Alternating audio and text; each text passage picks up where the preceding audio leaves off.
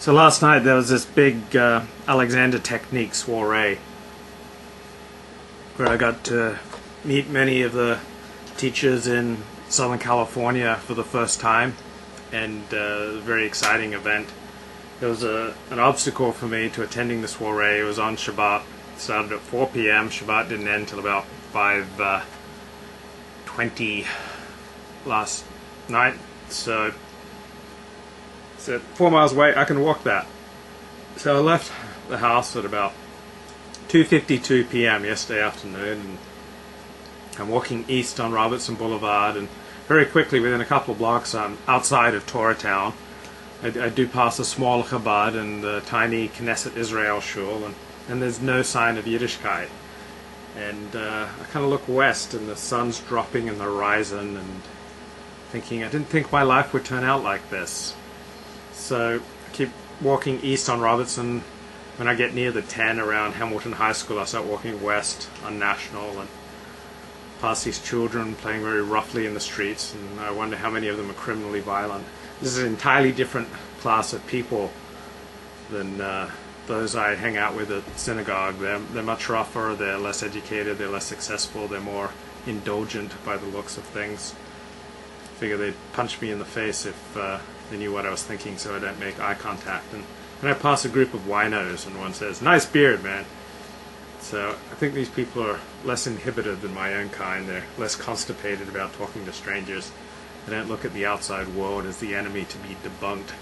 Just kind of the way I was raised to look at the outside world, and that still infects me. So I'm curious about this public dialogue with my teacher. This teacher's been a different person the last couple of weeks. He's been much more vulnerable. Like, he's going to be doing a public dialogue, and teacher's a master showman. And he loves talking about the Alexander Technique. So I figured he'd be totally in his element.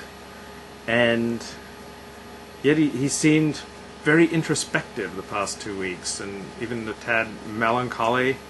And what's going on? Does Teach also sense the setting sun? So I think this is the reason that